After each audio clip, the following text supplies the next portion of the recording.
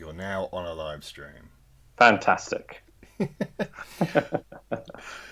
Okay. Right, so people should, in theory, be able to see us. Hello, my game Adrian. Yep, we are indeed here for your viewing delights on this Tuesday evening. So yeah, okie dokie. I am here with Seamus Bates of True North Mega Games. I should tell everyone you spelled his name Seumas Yes, indeed. because I always forget this and I always get chastised for it, as do a great many people. Yes, Um, indeed. It's yeah, true. so Seamus is one of the founding members of True North Mega Games. He's the designer for Kingdom of Seasons, which ran last year. I'm going to say last year, right? Last year, last August. Is it really that long ago now? Feels like a lifetime, Matthew, it but last does. August.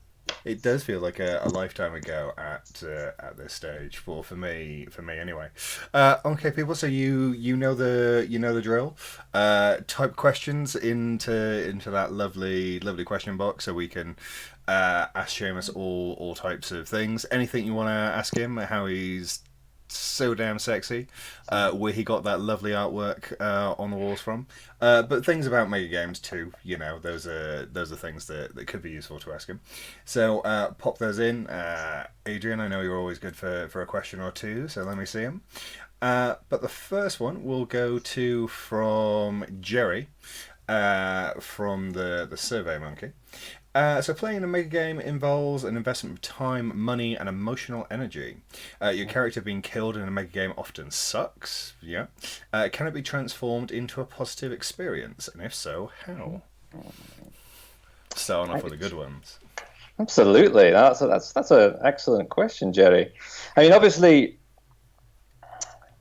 I think it very much depends on how your character dies and at what stage in the game.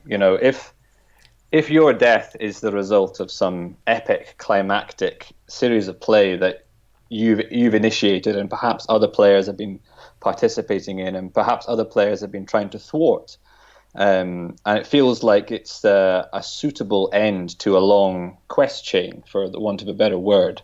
Especially, I think, if you happen to be cast as a bad guy, and in the end you get your just desserts from some heroic alternative player.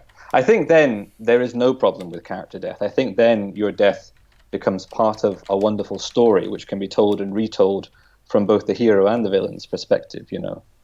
I think where character death is an issue is where it contributes nothing to a larger story, where it is arbitrary or when it's empty or meaningless. And I think, I mean, perhaps I'm naive, but I just don't know if that kind of character death can be redeemed, can be resolved.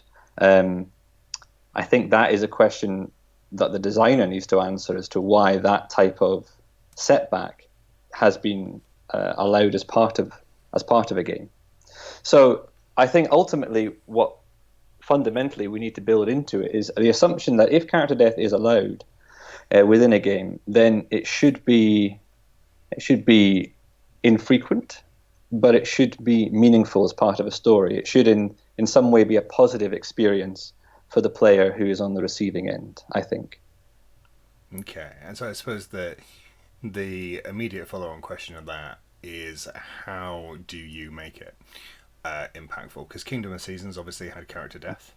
So I what did. were your thoughts on character death in Kingdom of Seasons and how you were going to make things kind of impactful and part of those stories?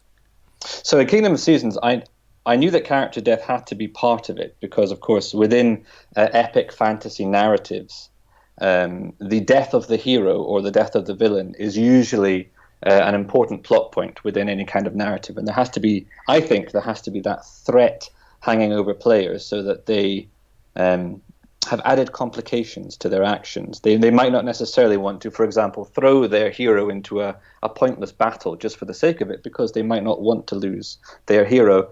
That said, if a player has spent a long time building up their empire, as it were, I also didn't want all that progress to be arbitrarily lost just because of a few bad dice rolls, especially.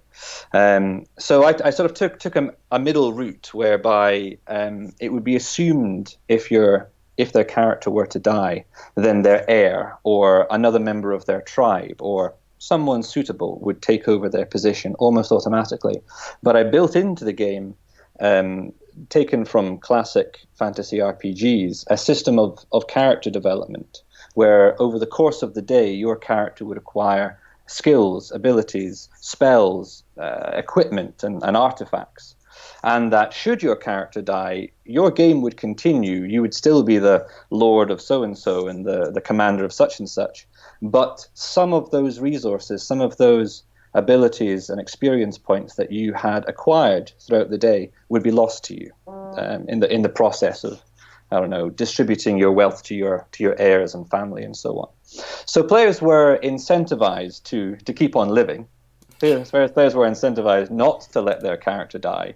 But should that happen, the main thing they would lose would be a few bonuses. Their basic game state, their position on the map, their investment, their emotional investment into a particular kingdom or a particular empire or whatever wouldn't be lost. It wouldn't be a return to square one, unless of course the player wanted to. Of course, if the player felt that their story in that particular kingdom or clan or whatever was ended, and they fancied playing in a different faction, which did happen, I believe, in one case. A player just felt that they weren't they had done all they'd wanted to do in one faction and wanted to give another one a try. There was potential for that as well, and we saw both happening throughout the day, depending on the player's preference. Really, I think giving players options as to where they're going to be re-rolled is important for them to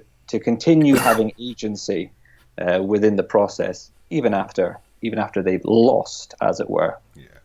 So in short, try and make sure that the deaths are meaningful, and when people do die, their basic emotional investment is a choice for them to keep or give away as they kind of so choose. Indeed. I mean, as with everything, certainly for me, part of what makes mega games such fun is participating, even if you're not the protagonist, as it were, but being part of grand stories, wild plans, and then sharing those stories, mythologizing the games. I mean, we all do this in the pub afterwards. Do you remember that game last year when such and such happened and so did this?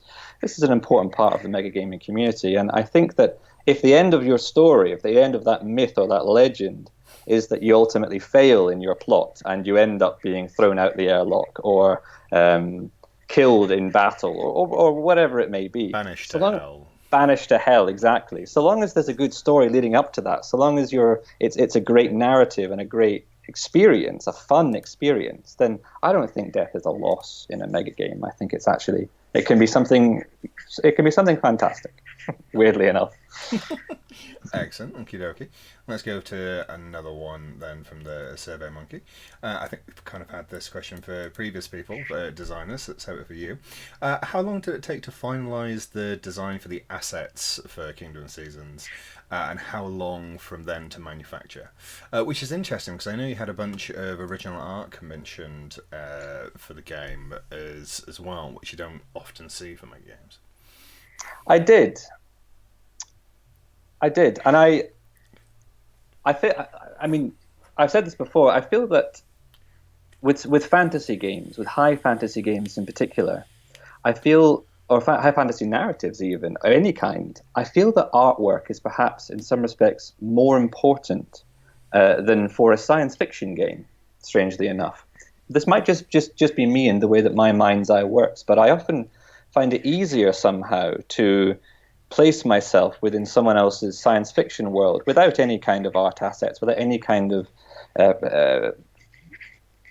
inspiration in that way. I can create my own world. But with fantasy, I always prefer to see quite explicitly what the person is dreaming of. So, so indeed, I work with a very talented artist called Kana Clausen, who I was introduced to through our mutual friend Rob Grayson, and we worked for together for almost a year, actually, almost a year, on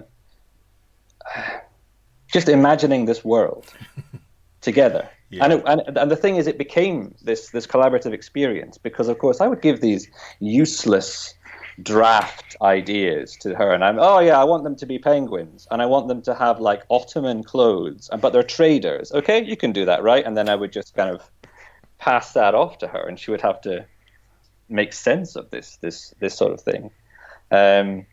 And magnificently she did, and she would come back with these concept sketches of the great library of the university, or an epic battle between a bear riding samurai and some Scottish barbarians, and it would spark so much inspiration from me. And I would, she would ask me questions about the world that I hadn't even considered, but in so doing, it sent me off on these wonderful paths of narrative design, some of which ended up feeding back into the game proper, and some of which are just still in my head and still part of my own experience.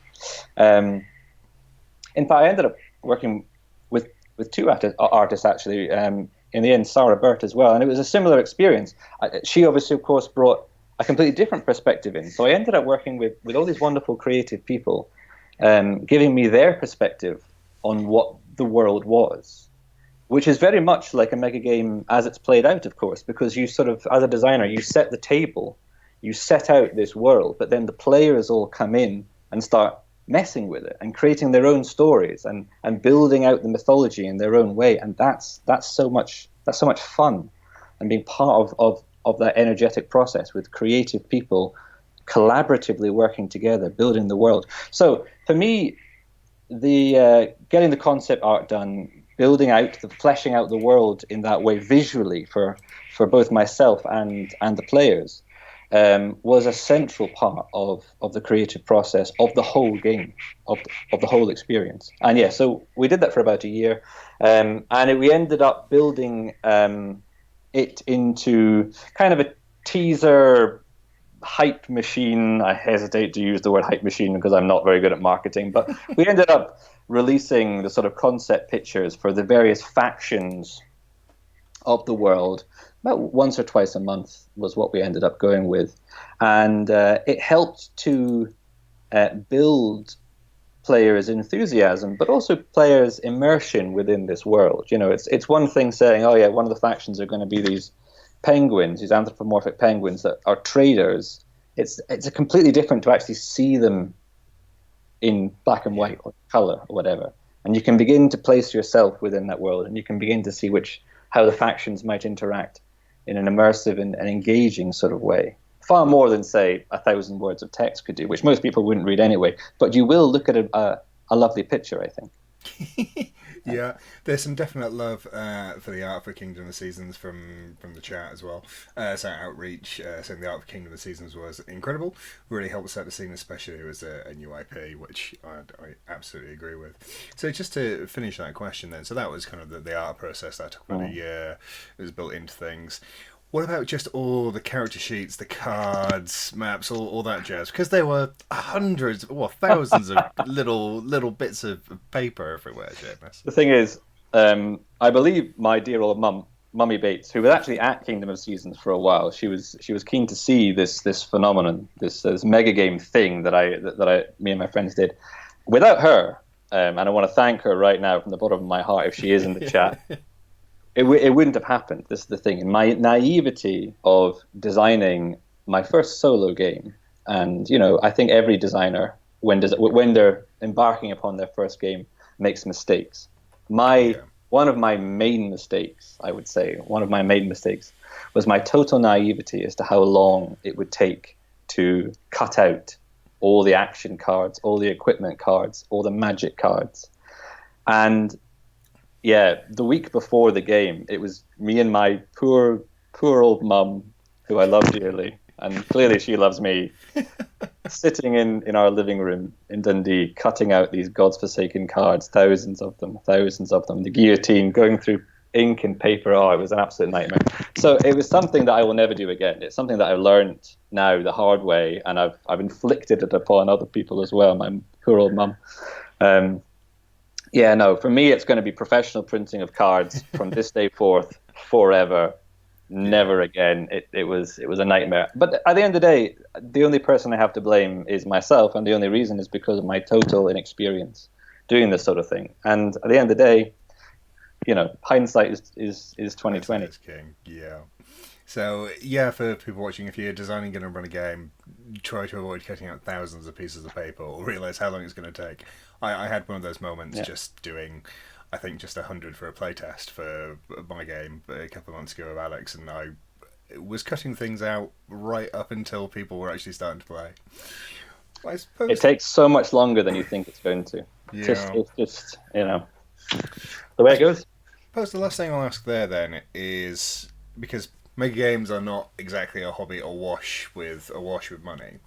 So how big a hole did the art budget blow in the budget for a mega game? And obviously you've spoken quite at length there about the kind of benefits, but how... I assume it blew quite a big hole. So if we want larger production values in mega games, if we want more original art, what's the avenue there? Just run games more to defray the cost, or increase prices? What are your thoughts on that? Well, I've always been a staunch opposition to increasing prices. I think £30 is the standard rate that I've seen, certainly all across the United Kingdom, for a mega game. And for a full day's entertainment, that's an excellent price. That's excellent value. But I think that low price there really incentivizes experimentation with our hobby. New people coming in who are perhaps unsure about whether they're going to enjoy it. Maybe they're willing to give an entire day and pay £30. Would they be so willing to give an entire day and pay £50, £60? I'm not so sure. I'm not so sure they would. I think it would place a barrier to entry into our hobby that the hobby doesn't need. In terms of offsetting the cost, I think ultimately there aren't a lot of ways around it. Certainly, rerunning the game a second or a third time is always going to be beneficial to offsetting those costs. But I don't think you can go into mega game design or running your first game. I don't think you can go into that assuming that the game will be run again, because so many fantastic games only ever see one run. And it's strange in our hobby, but that does seem to be the case. And I think as more and more people enter the hobby as designers, new people coming in as designers, that competition for novelty, that competition for the next new great game is only going to get fiercer. So I think, unfortunately, there is always going to be a financial barrier for designing games if you want components of a higher quality, if you want original art commissioned, if you want professionally printed maps, and unfortunately that is at the moment anyways part of the hobby. Now in True North we have we've discussed an idea about perhaps and I believe other networks do this as well, of each successful game, or each game which turns some sort of profit, contributes a small amount of money to a central pot, which can help offset some of those costs for the designers. But fundamentally, that's never going to cover the full cost of anything. And ultimately, I think if you're designing a mega game, you have to be mindful, I think, of that financial outset, which you hopefully will make back with the game. And I think I'm fortunate living up here in Scotland, where venues are somewhat cheaper than what you'd expect to find in London, especially in Yes. other cities. And that was a huge help. I think if I'd been paying London prices for a venue or Manchester prices for a venue, I think the original art would have been one of the areas that would have had to be cut, unfortunately. Because it is a luxury. It adds so much to the game. It is such a multiplier for people's experience and immersion, but it's not fundamental to the game being run. And that's unfortunately an unfortunate balance that has to be met. Yeah. Okie dokie. So, all right, okay, let's have some more questions from the floor. Any kind of thoughts on that? Follow up questions for Seamus around pricing, or just what you think? So, from Syntax777, thoughts about online mega games? Good, bad, the future?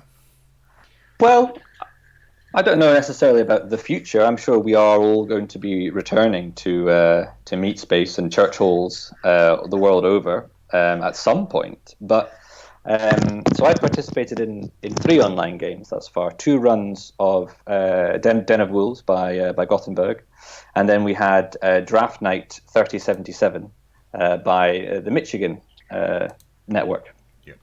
And certainly as proof of concept, these games have absolutely astonished me by how successful they've transported parts of the hobby online, and how immersed one can be. I was taken aback, and that's, I think, the part of the experience that took me aback the most, was how effortlessly immersed I was in the experience, in the world. I was expecting the disconnect without having other people in the room, without having that face-to-face connection with people. I was expecting to be slightly disjointed from the experience, and it was a different type of experience. But I was still immersed in the worlds that I was part of, and that's wonderful. And I actually do hope that that online mega games continue to be part of calendars for games all around the world. Because look, it's wonderful playing a game with you, Matthew, and it's wonderful playing a game with the people in True North, and it's wonderful having that kind of community and that familiarity and playing with your friends and all that kind of stuff. But it's also wonderful playing with people who you've never met before. Like, I can always tell, Matthew, when you're lying because you're speaking. Outrageous, James. Outrageous. You begin to learn people's tells, and you begin to anticipate how a person might approach a particular problem, and that's fine, and there's nothing wrong with that. But coming up against total newcomers, who approach problems in their own way, from their own metagaming traditions, which might be different to yours, is wonderful. That's wonderfully refreshing and exciting, and I do hope that online games become a semi-regular feature of the community now going forward. And I think these games which have been run have shown that they can. And more than that, I think there are some parts of the online nature, and I think we've only begun to explore this, that actually you can only do online. By building in apps, building in different websites, building in different programs. You can have access to whole new avenues for interactive gameplay between players, which you would never be able to do in a face-to-face, in a wooden counter-based economy. You're never going to be able to have quite the same level of complexity as you are on a spreadsheet or a computer program, which obviously are fallible. They can crash and they can break, but ultimately, I think it's exciting to see where people who have skills in these areas might take the hobby now that it's been shown to work. Yeah. So there's John Keyworth, who's doing a playtest this Saturday for a game inspired by the Horus Heresy from Games Workshop, and I'll just pop a link of that into the chat for people to have a look if they want to. And he was doing some great things with Discord and Roll20, kind of utilising the APIs for both. He's written something like 2,000 lines of code in the week before the game, and just simple things like on Discord. He gave a sense of travel by where at the beginning of a turn you would press a button that would change the rooms that you had access to. So you had this physical sense of travel within the game, and the Roll20, you moved your character, automatically took movement points off you. And you're right, that's something you can only do online. Although I'd like to see more of that type of stuff in a game in a village hall where possible, so people don't have to learn as many rules.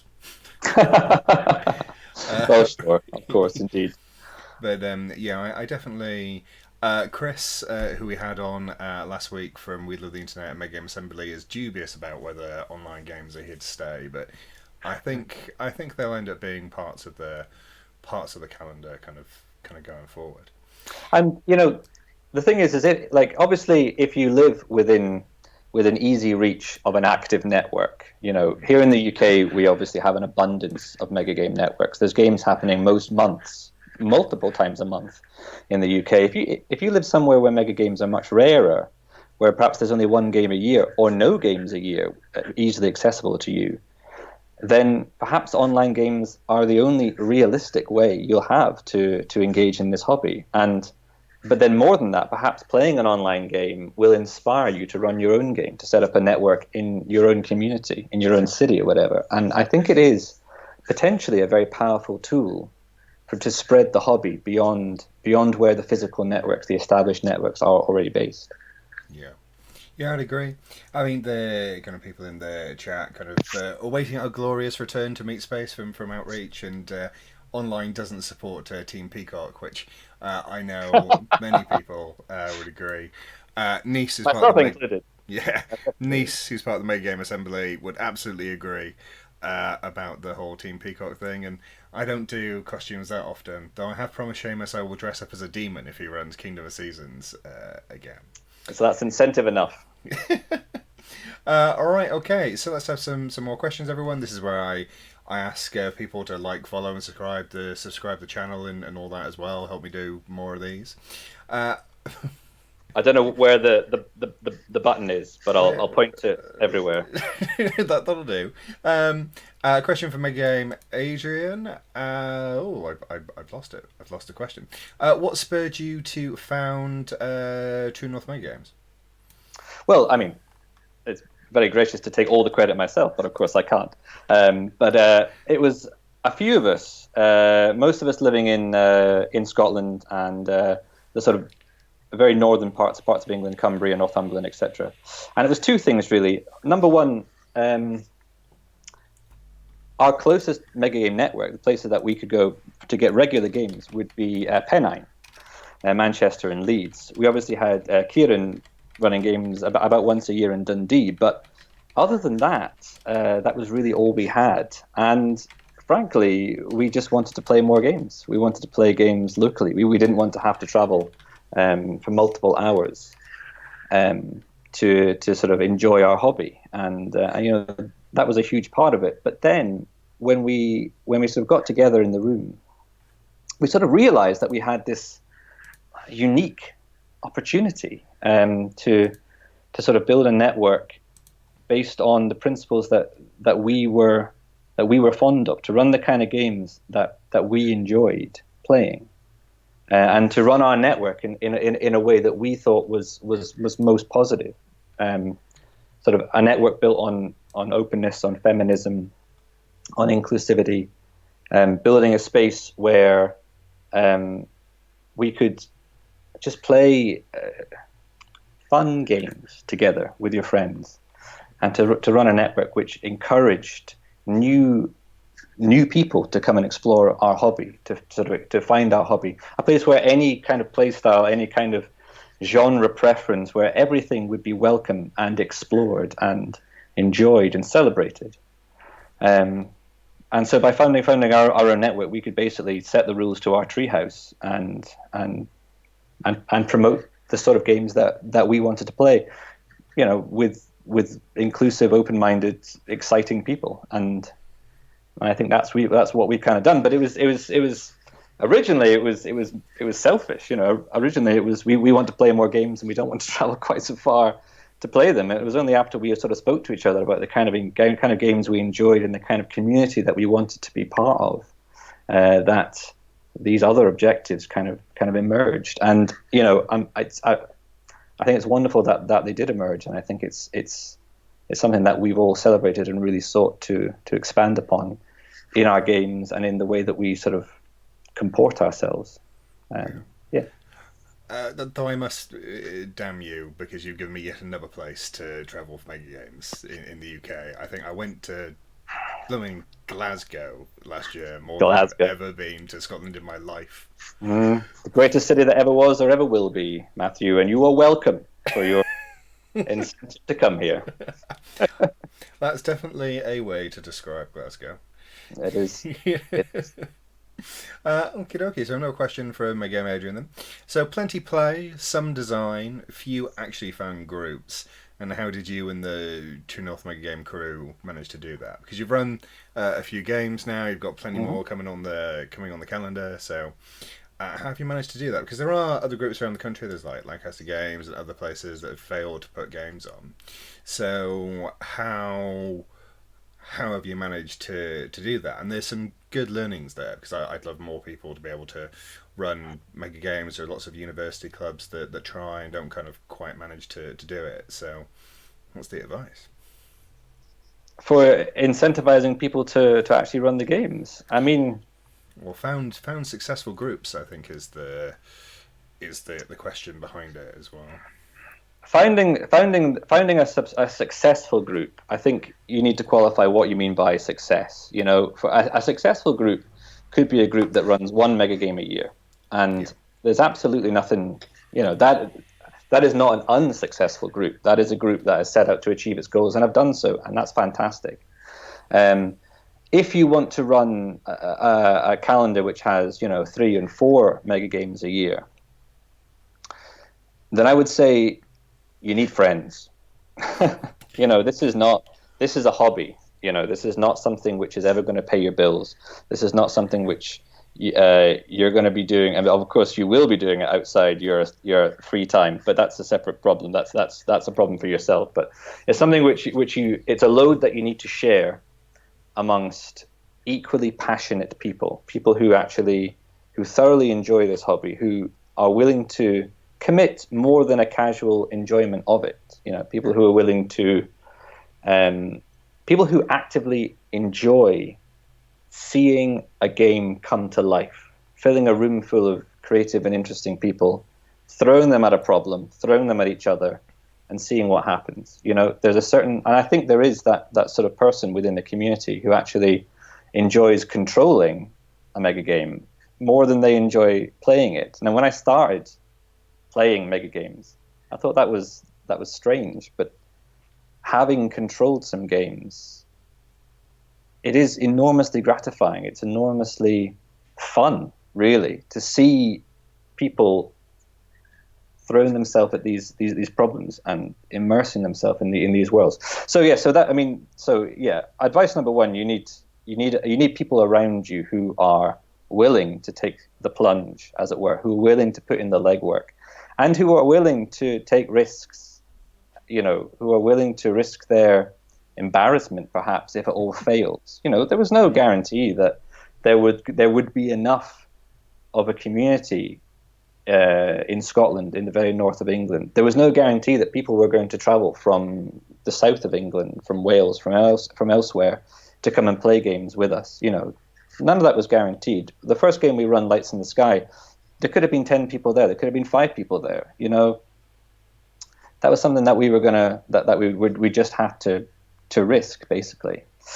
And ultimately, it was harder in some respects than we expected, but in other respects it was so much easier than we expected it was going to be. Once the momentum of our decision caught us and pushed us forward, and that we actually began to realize that this was something that really was going to happen, and that was going to take off, that we were all going to take this journey together, then that energy began to feed it off each other's energy, and we began to build more and more and more into it.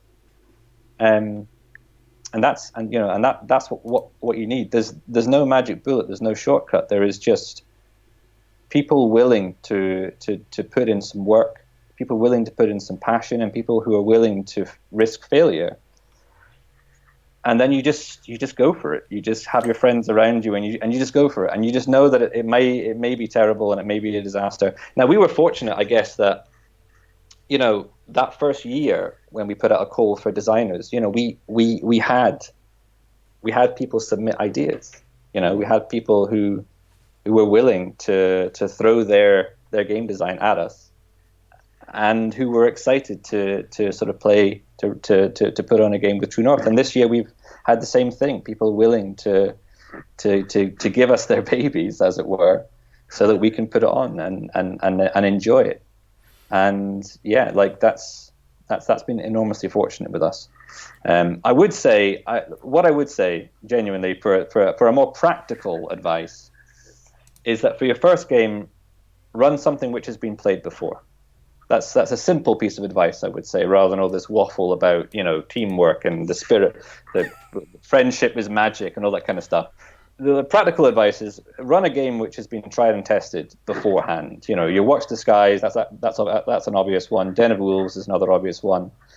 Talk to other people in the community. Find a game which is accessible, which is robust, which is going to give players, especially new players, a lot of bang for their buck.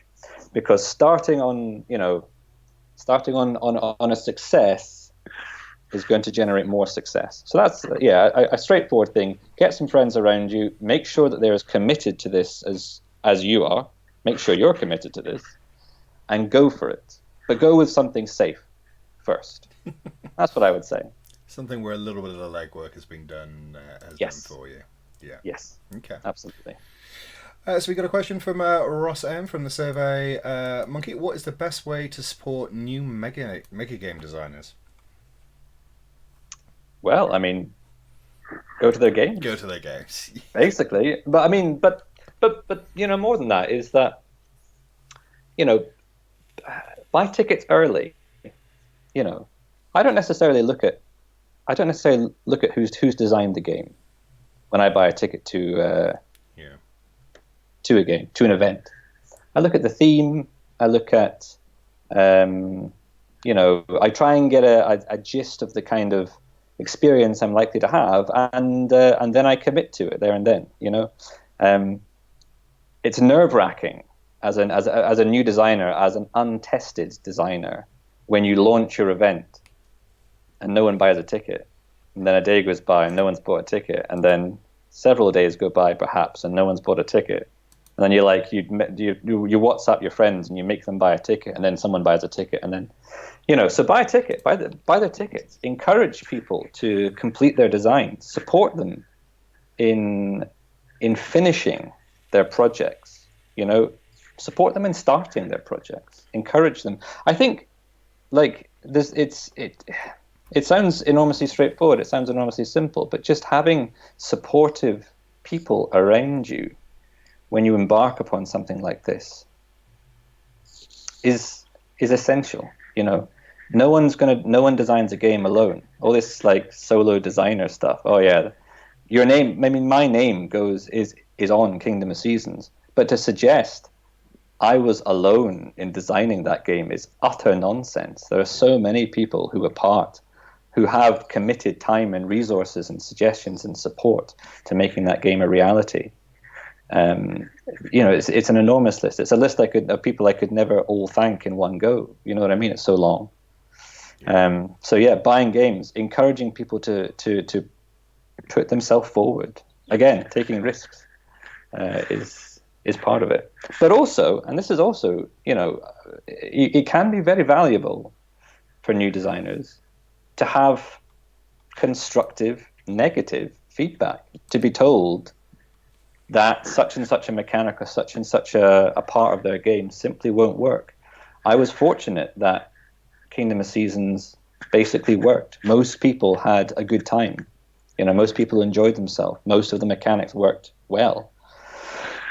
But part of that was because I had people around me, experienced people around me, who were willing and who told me, no, this mechanic here, this is not going to work. These two mechanics here, they're going to clash. They're not going to link up. This group of players, they're not going to have fun. You need to fix that. And I would go back to the drawing board, and I would try and fix that. And that's an enormously important part of any design process. But it's intimidating, and you feel scared as a new designer to go to someone with this unseen, untested thing that you've cooked up out of your own imagination, and you put it in front of people. It's scary to do that. It's scary to get feedback, to seek criticism for people. But it's essential, and you have to have people around you who are positive and who are supportive, and so you can be that person. You can be the person who is positive. You can be the person who offers constructive criticism as a friend, and that's it. That's essential. Kind of gone off topic a little bit there, but No, that's I what I think think. you've kind of held to it, and I agree with all of that. I mean, I I know a lot of times when I buy tickets, I barely look at what the game is. I just kind of go, oh, it's a mini game I can go to. Excellent. Sure. Let's buy some tickets. And while that's not for everyone, if it's on a theme that on a theme that you think you're going to enjoy, yeah, buy tickets as early as you can.